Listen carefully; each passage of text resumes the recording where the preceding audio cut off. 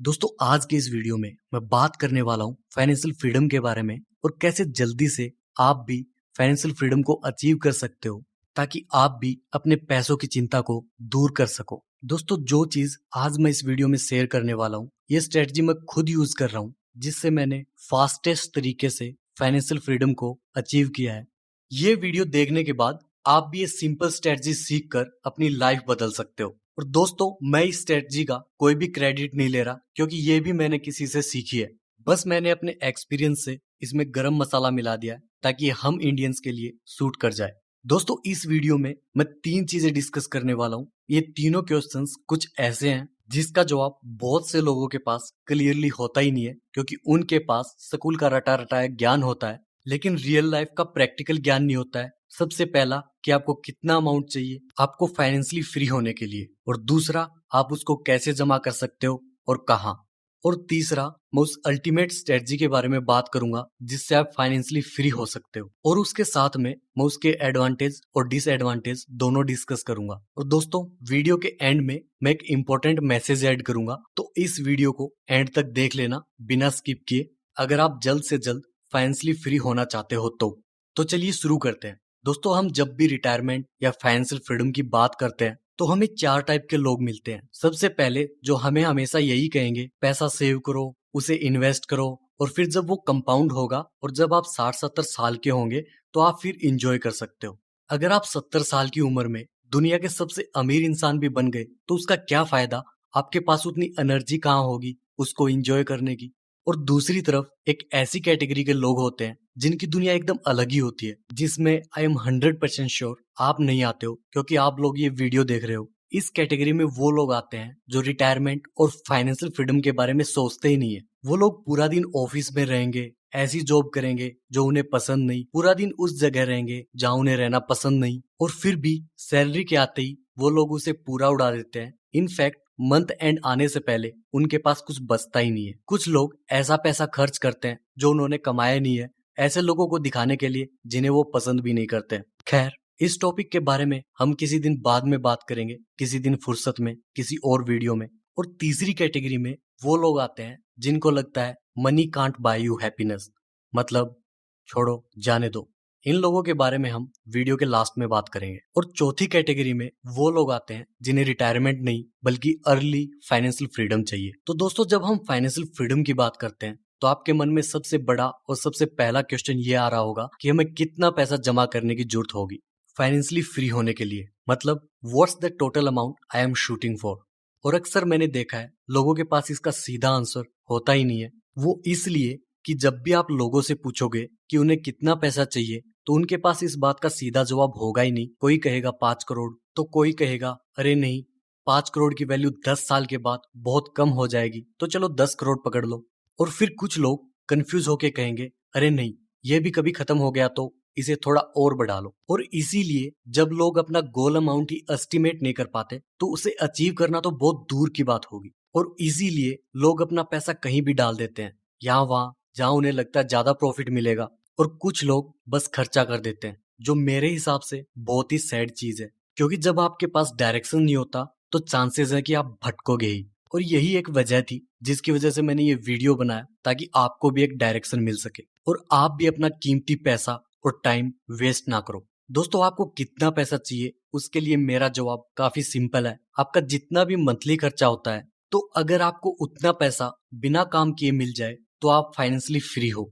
तो चलो अब एक एग्जांपल लेते हैं कि इस वीडियो में मैंने लोगों से पूछा था कि उनका मंथली खर्चा कितना होता है तो बहुत सारे लोगों ने कहा था उनका खर्चा होता है लगभग 25,000 मंथली। तो पूरी वीडियो में हम इसी अमाउंट को एज एन एग्जांपल लेंगे जो मेरे हिसाब से रियलिस्टिक लगेगा क्योंकि बहुत सारे लोग इस एग्जांपल को रिलेट कर सकते हैं। अब यहाँ पे जो स्ट्रेटजी मैं यूज कर रहा हूँ वो एक फेमस स्ट्रेटजी है जो यूएसए के एक विलियम बैंगन ने इन्वेंट की थी। इस स्ट्रेटजी का नाम है द 4% रूल या फिर द सेफ विड्रॉल रेट, जो फेमसली एक फायर मूवमेंट की तरह चल रहा है जिसका मतलब होता है financial independence and retire early. ये स्ट्रेटजी कुछ इस तरह से काम करती है, अगर मान लो आपका मंथली खर्चा 25,000 का है तो आपका ईयरली खर्चा हुआ 3 लाख का। तो अगर आपको 3 लाख रुपए बिना काम किए कहीं से मिल सकते हैं हर साल तो आपको पैसों की चिंता करने की जरूरत नहीं। और ये 3 लाख रुपए हमारे सेव किए हुए पैसों का 4% होगा। अगर ये 3 लाख 4% हुआ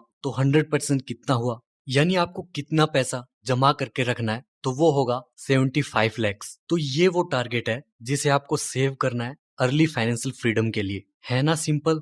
अब ये 75 लाख के बारे में सुन के आधे लोगों ने अपना होश खो दिया होगा और आधे बचे हुए लोग जोश में आ गए होंगे कि इतने पैसे जमा कैसे होंगे। ये बोलने में तो सिंपल लगता है लेकिन ये रियलिटी में इतना सिंपल नहीं है। तो गाइस, मैं आपको इसके बारे में थोड़ा डिटेल में बताऊंगा जिससे आपको समझ में आएगा कि कैसे ये पैसा जमा करना भी इजी है और कैसे ये पैसा आपको हेल्प करेगा आपकी पूरी लाइफ में। अगर आप नोटिस करोगे तो आपको 1 करोड़, 5 करोड़ या 10 करोड़ नहीं चाहिए। ये अमाउंट 1 करोड़ से भी कम है। तो बेसिकली आपको अपने सालाना खर्चे का 25 टाइम्स अमाउंट सेव करना है, जो ये केस में 75 लाख होता है। 3 इंटू 25 इज इक्वल टू 75। अगर आप कैलकुलेटर निकाल के इस 75 लाख का 4% निकालोगे तो वो 3 लाख रुपए हुआ। मतलब हर साल के खत्म होने से पहले आपका इन्वेस्टेड अमाउंट मतलब 75 प्लस 3 वो 78 लाख होगा, जिसमें से आप 3 लाख रुपए निकाल दोगे अपने खर्चे के लिए। फिर अगले साल आपका इन्वेस्टेड अमाउंट फिर से ग्रो होगा। जैसे मान लो अगर आपने अपना अमाउंट किसी सेविंग अकाउंट में रखा तो इंडिया में किसी भी सेविंग अकाउंट में 4% तो मिल ही जाता है। तो अगले साल आपको 3 लाख का इंटरेस्ट मिलेगा। तो इस हिसाब से आप अगले साल फिर से 3 लाख विड्रॉ कर सकते हो और इसी तरह ये गाड़ी चलती रहेगी। लेकिन मेरे हिसाब से इंडिया में ये स्ट्रेटजी बिल्कुल भी सूट नहीं करती है, क्योंकि इंडिया का इन्फ्लेशन बहुत ज्यादा हाई है और किसी भी हाई इन्फ्लेशन वाली कंट्री में ये स्ट्रेटजी फिट नहीं बैठती। तो हम इंडियंस क्या कर सकते हैं दोस्तों? उसका आंसर काफी सिंपल है। हम इन्फ्लेशन के इस डिसएडवांटेज को एडवांटेज में बदल देंगे और यही वो गरम मसाला है जिसकी मैं वीडियो के स्टार्टिंग में बात कर रहा था। अब यहाँ पे थोड़ा ध्यान देना, हम इस 4% को 8% रूल बना देंगे, क्योंकि इंडिया के हिसाब से 8% पूरे साल में कमाना आसान है, क्योंकि आपको फिक्स डिपॉजिट से ही 7% तो मिल ही जाता है। और यहाँ पे इंटरेस्टिंग बात यह है कि आपको अपने साल के खर्चे का सिर्फ 12.5 टाइम्स सेव करना है, 25 टाइम्स के मुकाबले, यानी आधा। और फिर भी आप फाइनेंशियली फ्री हो सकते हो। मतलब इस एग्जाम्पल में ये 75 लाख की जगह पर 37 लाख एंड 50,000 हुआ। अब इसे हम राउंड ऑफ करके 40 लाख पकड़ लेते हैं। तो अगर आप 40 लाख रुपए सेव करते हो और उसमें से आपको 8% का रिटर्न मिलता है, तो अगले साल आपके इन्वेस्टमेंट की वैल्यू होगी 43 लाख एंड 20,000 रुपए, जिसमें से आप 3 लाख रुपए विड्रॉ करोगे 8% रूल के हिसाब से। फिर भी आपके पास बचेगा 40 लाख 20,000 रुपए। तो इस स्ट्रेटजी के हिसाब से अगर आप अपनी आधी सैलरी सेव करते हो और उसे इन्वेस्ट करते हो तो आप सिर्फ और सिर्फ 10 साल के अंदर फाइनेंशियली फ्री हो सकते हो। क्योंकि दोस्तों यहाँ पे मैं 10 साल इसलिए बोल रहा हूँ क्योंकि यहाँ पर मैं फिक्स डिपॉजिट में इन्वेस्ट करने की बात नहीं कर रहा हूँ, मैं बात कर रहा हूँ रियल इन्वेस्टमेंट की। वो कैसे, आइए देखते हैं। दोस्तों अगर आपकी करंट सैलरी 50,000 रुपए पर मंथ की है, अब अगर हो सकता है आपकी सैलरी इससे ज्यादा हो या फिर कम हो, आप उसके हिसाब से कम या ज्यादा कर सकते हो। क्योंकि मैंने यहाँ पर 50% स्ट्रेट फॉरवर्ड लिया है। अब कुछ लोग कहेंगे ये 50% सेविंग नहीं हो पाती, तो उस पे मैं एक अलग से वीडियो बनाऊंगा। लेकिन फिलहाल इस स्ट्रेटजी को आप डिटेल में समझ लो, क्योंकि आपका सेविंग स्टेट कम है और आप कम सेविंग्स करते हो तो भी आप फाइनेंशियली फ्री हो सकते हो। लेकिन उसमें थोड़ा टाइम लगेगा, वो चीज आपको थोड़ी देर में समझ में आ जाएगी। लेकिन फिलहाल इस स्ट्रेटजी को हम डिटेल में समझ लेते हैं, क्योंकि आई एम श्योर बहुत सारे लोग वीडियो के एंड होने से पहले ही मोटिवेटेड हो जाएंगे ज्यादा सेव करने के लिए। अब यहाँ पे आधी सैलरी आप खर्चा करते हो और 50% यानी आधी सैलरी आप इन्वेस्ट करते हो। तो यहाँ पे अब हर महीने आप 25,000 इन्वेस्ट करोगे। और दोस्तों यहाँ पे मैं एवरेज 13% का रिटर्न ले रहा हूँ। ये बहुत ज्यादा भी नहीं है और बहुत कम भी नहीं है, जो मेरे हिसाब से आप कोई भी इंडेक्स फंड में लॉन्ग टर्म में कमा सकते हो। मैं 13% क्यों ले रहा हूँ, 12% या 15% क्यों नहीं, इस पे भी मैं एक डिटेल में वीडियो बनाऊंगा, जिसमें मैं आरबीआई का टारगेट इन्फ्लेशन, इंडिया का जीडीपी ग्रोथ, निफ्टी और सेंसेक्स का पास्ट परफॉर्मेंस और फ्यूचर परफॉर्मेंस के बारे में प्रूफ करके दिखाऊंगा कि लॉजिकली 13% पॉसिबल है। और मैं इंडेक्स फंड क्यों चूज कर रहा हूँ, इस पे भी मैं एक अलग वीडियो बनाऊंगा और वो वीडियो भी बहुत सारे लोगों के लिए नॉलेजेबल होगा। आप यहाँ पे देख सकते हो आपका टोटल अमाउंट 10 साल के बाद लगभग हो जाएगा 59 लैक्स। और अगर आप चाहो तो इस 59 लाख के साथ आप रिटायर हो सकते हो। यानी आप 19 लाख रुपए एक्स्ट्रा सेव करके रखोगे as a margin of safety. लेकिन मेरे हिसाब से आप इस 59 लाख को और इम्प्रूव कर सकते हो और आपको करना चाहिए। तो अब इस कैलकुलेशन को मैं थोड़ा सा सीरियस बनाता हूँ। इसमें हम इन्फ्लेशन को ऐड करते हैं क्योंकि इन्फ्लेशन एक रियल चीज है। दोस्तों, हम जब भी फ्यूचर की बात करते हैं, खासकर इंडिया में, तो हम इन्फ्लेशन को इग्नोर नहीं कर सकते हैं क्योंकि पिछले 40 साल के रिकॉर्ड से इंडिया का इन्फ्लेशन ऑन एवरेज 7% का है और ये 7% बहुत ज्यादा होता है लॉन्ग टर्म में। और ये 7% एक छोटा नंबर नहीं है, ये एक बहुत ही बड़ा नंबर है और कंपाउंडिंग के जरिए लॉन्ग टर्म में इससे बहुत फर्क पड़ेगा।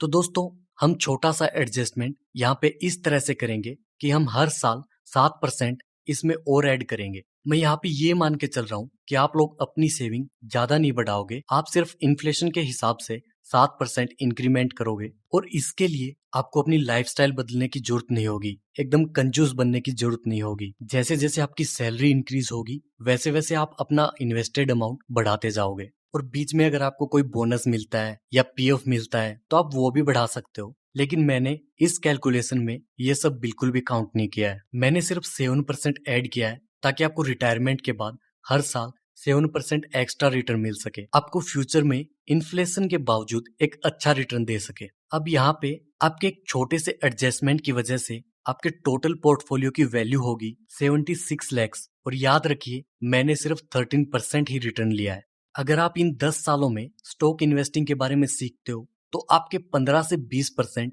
कहीं नहीं गए और ये 2 से 5% बहुत ज्यादा इम्पैक्ट करते हैं लॉन्ग टर्म में। अब हम थोड़ा सा फास्ट फॉरवर्ड करते हैं। मान लो 10 साल निकल गए और आपने डिसिप्लिन के साथ अपना पैसा इन्वेस्ट किया और आप फाइनेंशियली फ्री हो गए। आपने इंडेक्स फंड को ही चूज किया और आपने स्टॉक मार्केट के बारे में कुछ भी नहीं सीखा क्योंकि आप 13% से ही खुश हो। तो अब आप ये टेबल देखो, फाइनेंशियली फ्री होने के पहले साल में आप 6 लाख विड्रॉ करोगे लेकिन आपका खर्चा 3 लाख रुपए का था क्योंकि 25,000 मंथली खर्चा आपका आज के हिसाब से है। जो आप यहाँ पे देख सकते हो 10 साल में 7% के हिसाब से डबल होगा, लगभग 49,000 के आसपास। 1,000 हम एक्स्ट्रा ले रहे हैं as a margin of safety.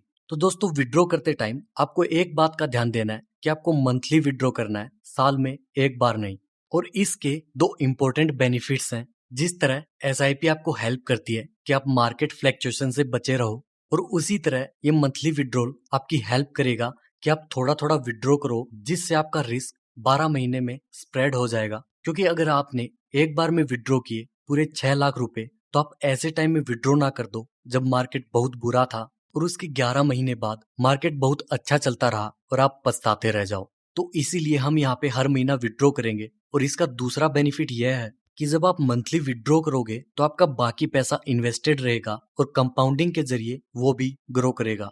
तो हो सकता है आने वाले टाइम में आपकी कोई कंपनी डिविडेंड्स पे कर दे या बोनस शेयर पे कर दे। तो जब आप ये स्ट्रेटजी यूज करोगे तो इस एग्जाम्पल के हिसाब से आपका 76 लाख जो इन्वेस्टेड अमाउंट है आपको 13% का रिटर्न देगा हर साल, जो होता है 9.5 लाख रुपए पहले साल में। तो उसमें से 6 लाख आपने विड्रॉ किया तो आपके 3 लाख रुपए बच गए जो आप इसमें इन्वेस्टेड रखोगे। और अगले साल इन्फ्लेशन के हिसाब से आप 6 लाख की जगह पे 6,42,000 निकालोगे और उस साल का आपका प्रॉफिट होगा 9,93,000, जिसकी वजह से आपका पोर्टफोलियो वापिस से ऊपर बढ़ जाएगा। और दोस्तों, इसी तरह इस सेफ रेगुलर विड्रॉल रेट के हिसाब से आपकी इनकम भी बढ़ेगी और आपका इन्वेस्टेड अमाउंट भी बढ़ता रहेगा और आपको इन्फ्लेशन का डर भी नहीं होगा और आप फाइनेंशियली फ्री भी रहोगे। तो दोस्तों, ये था 10 साल में फाइनेंशियल फ्रीडम हासिल करने का ब्लूप्रिंट, जिसको मेरे हिसाब से कोई भी फॉलो कर सकता है। अब दोस्तों, हमने ये स्ट्रेटजी तो समझ ली,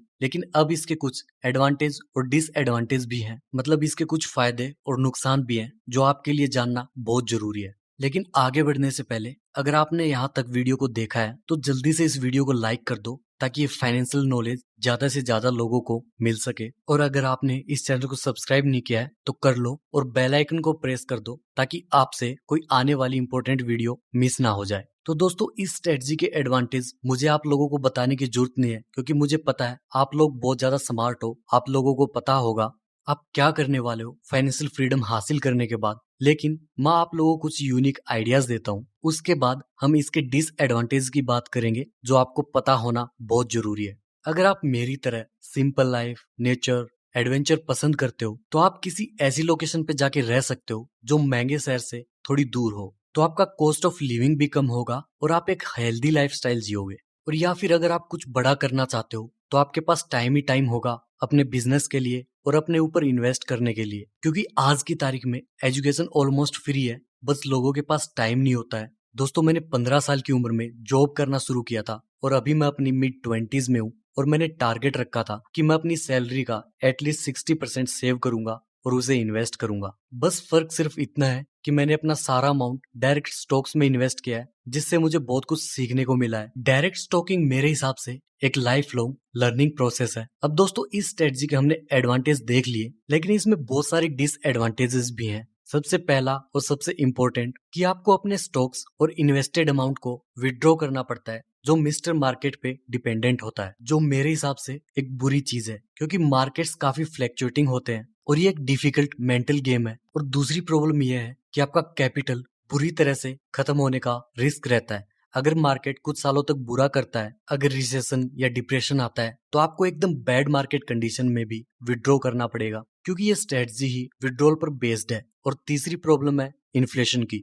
इंडिया का इन्फ्लेशन पिछले 30-40 साल के डेटा के हिसाब से ईयरली 6 से 7% का होता है, लेकिन ये 2009 और 10 में 10% के आसपास गया था। और अभी कोविड-19 की वजह से आरबीआई ने इतने सारे नए नोट छापे हैं, जिसका इम्पैक्ट हमें लॉन्ग टर्म में देखने को मिलेगा। और चौथी प्रॉब्लम है, जब भी आप अपना इन्वेस्टेड अमाउंट विड्रॉ करते हो तो आपको उस पर टैक्स भरना पड़ता है, और इसीलिए मैं अपने डिविडेंड्स ज्यादा कंज्यूम करता हूँ, क्योंकि मुझे उन पर टैक्स नहीं भरना पड़ता है। लेकिन कैपिटल गेन्स में हमें टैक्स भरना पड़ता है। और सबसे लास्ट और सबसे इम्पोर्टेंट प्रॉब्लम, जैसे जैसे आपकी उम्र बढ़ती है, आपका हेल्थ केयर का खर्चा बढ़ता है। आपको अपने बच्चों को अच्छे कॉलेज में डालना होगा, उनकी शादी करनी होगी, जिनके लिए बहुत बड़ा खर्चा लगता है, और फ्यूचर में ये सब चीजें बहुत ज्यादा एक्सपेंसिव होंगी। और लोग आजकल बहुत लंबा जी रहे हैं और लाइफ एक्सपेक्टेंसी बढ़ चुकी है, तो इसकी वजह से लॉन्ग टर्म में कॉम्प्लिकेशंस होंगे। तो दोस्तों, अब आप लोग सोच रहे होंगे कि इस स्ट्रेटजी में इतने सारे प्रॉब्लम्स हैं, तो मैं इसे यूज ही क्यों कर रहा हूँ। तो मैं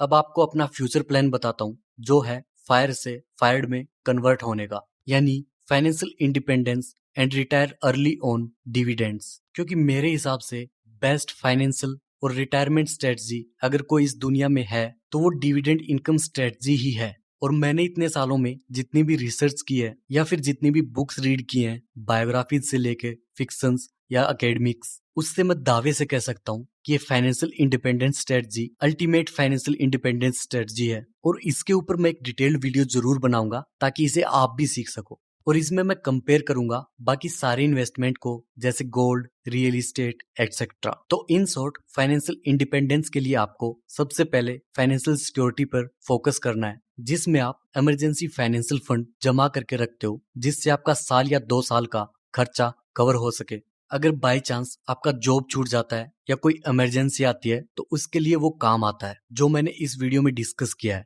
अगर आप लोगों ने इस वीडियो को नहीं देखा है तो जाके देख लो। 700 पन्नों की बुक को मैंने 15 मिनट में निचोड़ने की कोशिश की है, तो वह कमेंट करके बताना कि ये कोशिश कैसी थी। तो इस फायर मूवमेंट से हमें फाइनेंशियल फ्रीडम मिल सकता है, लेकिन मेरे हिसाब से अल्टीमेट फाइनेंशियल फ्रीडम आपको अपने डिविडेंड इनकम से मिलेगा। तो दोस्तों, याद है मैंने वीडियो के स्टार्टिंग में कहा था, ये तीसरी कैटेगरी के लोग जिन्हें लगता है money can't buy you happiness. For the sake of argument, अगर हम ये मान भी लें तो भी फाइनेंशियल फ्रीडम हमें एक ऐसा पावर देता है जिससे जो चीज हम नहीं पसंद करते उसे बिंदास ना बोल सकते हैं। यानी आप वो काम कर सकते हो जो आप दिल से पसंद करते हो। आप उन लोगों के साथ ज्यादा टाइम स्पेंड कर सकते हो जिन्हें आप दिल से चाहते हो। आप ऐसी जगह घूम सकते हो जहाँ पे आप हमेशा से जाने के सपने देखते हो। आप अपने लिए मेमोरीज क्रिएट कर सकते हो। और अगर आपके लिए ये सब हैप्पीनेस नहीं है तो मुझे नहीं पता वो क्या होगा। तो दोस्तों, इसीलिए इस वीडियो को मैं एक छोटी सी चीज बोल के एंड करूंगा कि वो ये है कि जब मैंने 75 लाख या करोड़ों की बात की थी तो आप में से कुछ लोग सोच रहे होंगे कि इतना सारा पैसा जमा कैसे होगा। तो मैं आपको सिर्फ एक ही बात कहूंगा, if you want something you have never had, you have got to do something you have never done. Financial freedom आपकी लाइफ का एक बहुत बड़ा माइलस्टोन होगा, तो इसकी रिस्पेक्ट करना बहुत जरूरी है। और आप लाइफ में कंफ्यूज नहीं रह सकते। मैंने वीडियो के स्टार्टिंग में ही कहा था कि लोगों के पास डायरेक्शन नहीं होता है और इसीलिए वो अपना पैसा कहीं भी डाल देते हैं। लेकिन अभी आपके पास डायरेक्शन है और फिर भी आपको लगता है कि आप इतना पैसा नहीं जमा कर सकते, तो अब तक आप लोग सिर्फ गलत लोगों को फॉलो कर रहे थे। क्योंकि मैंने एक बुक रीड की थी, द साइकोलॉजी ऑफ मनी, जिसमें ऑथर ने एक बहुत ही इंटरेस्टिंग बात कही थी कि true wealth is not what you see. हम ऐसे लोगों को आसानी से कॉपी कर लेते हैं जो लोग ऑलरेडी कर रहे हैं, और इसीलिए लोगों के लिए कार खरीदना, वेकेशन पे जाना, बड़े बड़े घर खरीदना उनकी जॉब की शुरुआत में ही पॉसिबल हो जाता है। उनके पास पैसा नहीं भी होता है तो वो लोग लोन लेके ये सब चीजें खरीद लेते हैं, क्योंकि उनके सर पे एक सोशल प्रेशर होता है। लेकिन कोई भी समझदार आदमी उसके पोर्टफोलियो में कितना पैसा है, वो कौन सी कंपनीज में इन्वेस्टेड है, वो टैक्स की सेविंग करके कैसे अमीर बन रहा है, बैंक अकाउंट में कितना पैसा है, उसका स्क्रीनशॉट सोशल मीडिया पर पोस्ट या पब्लिक में शो नहीं करेगा। इसलिए ये चीजें लोग कॉपी नहीं करते हैं, क्योंकि ये इतना रिवॉर्डिंग नहीं होता है। तो दोस्तों, इस वीडियो से आपको कुछ न कुछ सीखने को मिला होगा। अगर मिला है तो जल्दी से लाइक बटन दबा दो, ताकि पता चले कि आप तक वैल्यू पहुंच रही है। और दोस्तों, मेरे पास आप लोगों के लिए एक क्वेश्चन है कि आप अपनी सैलरी का कितना परसेंट सेव करते हो, आपका सेविंग रेट कितना है। अगर आप नोटिस करोगे तो ये पूरे फाइनेंशियल फ्रीडम के गेम में ये सेविंग रेट एक बैकबोन होता है। सेविंग नहीं तो फाइनेंशियल फ्रीडम नहीं। कमेंट करके मुझे बताना जरूर, ताकि आप भी जल्दी से फाइनेंशियल फ्रीडम को हासिल कर सको। और कमेंट करके ये भी बताना कि मैं आने वाली वीडियो में आपके लिए कौन सा टॉपिक बनाऊं। आपका कीमती वक्त देने के लिए धन्यवाद।